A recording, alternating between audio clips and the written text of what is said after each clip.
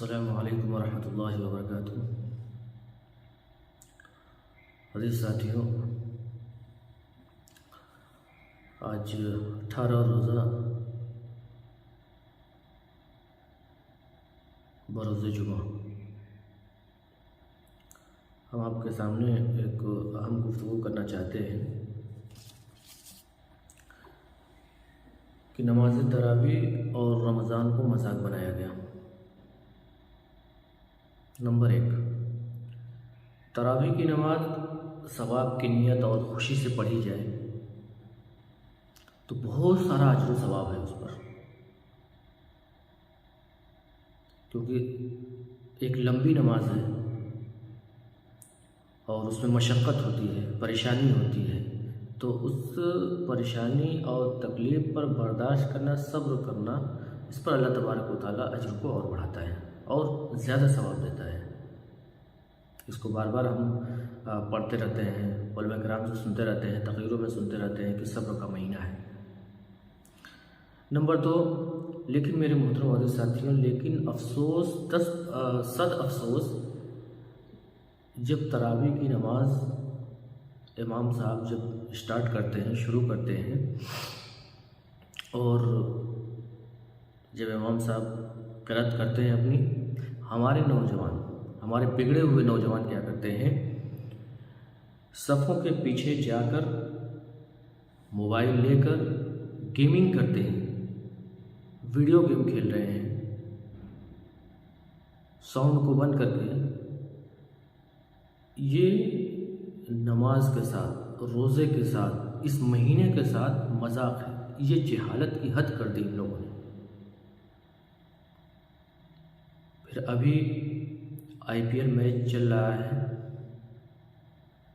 Cricket चल रहा है, जिसमें सट्टेबाजियाँ हो रही है, जुए चल रहे हैं, गैम्बलिंग हो रही है, और मस्जिद में बैठकर अल्लाह के घर में, जिस घर में सिर्फ अल्लाह और उसकी इबादत होना है, उसमें ज़िक्र और अज़कार करना है, अल्लाह को याद करना है, दुनिया की बातें भी मना है, वहाँ हम मोबाइल चला रहे हैं, उसमें मैच देख रहे हैं, क्रिकेट देख रहे हैं, उससे हमें कोई चीज़ हासिल नहीं है। अगर यही करना था तो तुम तरावी के नाम पर घर से नहीं निकलते, तुम घर पर ही रहकर मैच देखते। तुम घर से आए इसलिए कि हम जाकर सवाब कमाएंगे अल्लाह के घर में, नऊज़ बिल्लाह, अल्लाह के घर में। अफसोस की बात है। और जो वीडियोस हम देख रहे हैं, चैटिंग कर रहे हैं, गेम खेल रहे हैं, मेरे मोहतरम अज़ीज़ साथियों, उसका फ़ोटो लेकर, उसका वीडियो लेकर सोशल मीडिया पर वायरल किया जा रहा है। अब देखिए, आपने भी देखा होगा कितनी बुरी बात है। अपने आप को नहीं तो इस्लाम के बारे में तो सोचो यार। इस्लाम को बदनाम करने की कोशिश की।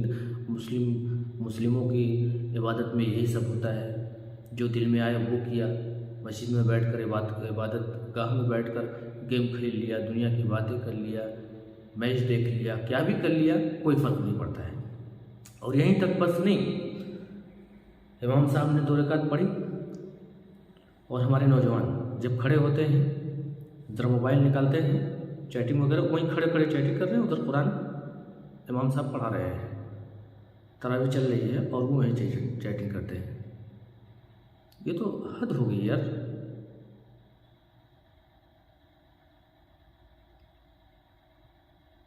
अल्लाह के दीन के साथ मजाक करना छोड़ो। अब सोचो, अब ऐसी हालत में, मुसीबत और परेशानी में, जब तुम अल्लाह को पुकारोगे, अल्लाह से दुआएं मांगोगे, तो कहाँ से दुआ कबूल होगी? चाहोगे कि अल्लाह की मदद आ जाए, अल्लाह की हेल्प आ जाए, नहीं आ सकती है। तुम अपने अमाल पर गौर करो।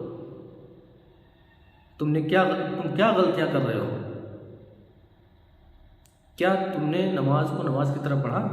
क्या अल्लाह के घर की तुमने इज्जत की? जिस तरीके से अल्लाह ने कहा था इबादत करने की, क्या उस तरीके से तुमने इबादत की? तुमने तो नमाज के साथ, उसके घर के साथ, उसके कुरान के साथ तुमने मजाक किया, तो कहाँ से दुआ कबूल होगी? इंतज़ार करो उस घड़ी का, कहीं अल्लाह तबारक व तआला हमारे ऊपर अज़ाब न डाल दे। तो अज़ीज़ साथियों, हमारा ख़ुसूसन हमारे नौजवान हरगिज़ भी ऐसा ना करें कि कहीं हम अल्लाह के अज़ाब के मुस्तहिक़ हो जाएं, और गुनाह तो खैर हम कर ही रहे हैं, और इस मुबारक महीने में ऐसा ना करें बल्कि अपने गुनाहों की माफ़ी और तलाफ़ी करें। नंबर 3, वो शैतान जो क़ैद किया गया है रमज़ान में, उनसे बड़ा शैतान हम हैं। जो अल्लाह की नाफरमानी रमज़ान में कर रहे हैं, उससे बड़े शैतान हम हैं जिस अल्लाह की नाफरमानी हम इस रमज़ान में कर रहे हैं। नंबर 4, अब मुसीबतों और परेशानियों में आप दुआएं मांगेंगे तो कहाँ से दुआ कबूल होगी? तो देखिए, मुसलमानों पे जो हालात चल रहे हैं, परेशान हाल हैं, ये सोचते हैं कि अल्लाह ज़ालिम को ख़त्म कर दे, मुसलमानों पे जो मुसीबत और परेशानियां आई हैं अल्लाह मुसलमानों पर से दूर कर दो, इसलिए दुआएं कबूल नहीं हो रही हैं। हमारे आपस के ताल्लुकात ठीक नहीं हैं, आपस में लेन देन मामलात ठीक नहीं हैं, आपस में नफ़रतें हैं, अल्लाह की इबादत के साथ मजाक है, कुरान के साथ मजाक है, उसके घर में जाकर मजाक है। इन सब चीज़ों की वजह से हमारी दुआएं कबूल नहीं हो रही हैं। नमाज और इबादत एक ऐसी चीज़ है जिसमें ज़िद, मजाक, हंसी नाम की कोई भी चीज़ नहीं इन्वॉल्व होनी चाहिए। अभी सुधर जाओ नौजवानों, वक्त है, वरना सुधार दिए जाओगे। नंबर 5, ये सब जो देखना पड़ रहा है ये हमारे करतूतों, हमारे अमाल का नतीजा है। ये जो देख रहे हैं ये हमारे अमाल का नतीजा है जो हम कर रहे हैं। लिहाजा हम अल्लाह ताला से दुआ करते हैं कि अल्लाह तबारक व तआला हमारे नौजवानों को इस महीने में अपने आप को सुधरने की तौफ़ीक़ अता फ़रमाए और इस महीने की कदर करने की तौफ़ीक़ अता फ़रमाए। व आखिर दावाना अल्हम्दुलिल्लाहि रब्बिल आलमीन। और अज़ीज़ साथियों, जाते जाते मेरे चैनल को सब्सक्राइब, फॉलो, शेयर ज़रूर कीजिए और दुआओं में याद रखें। खुदा हाफिज़।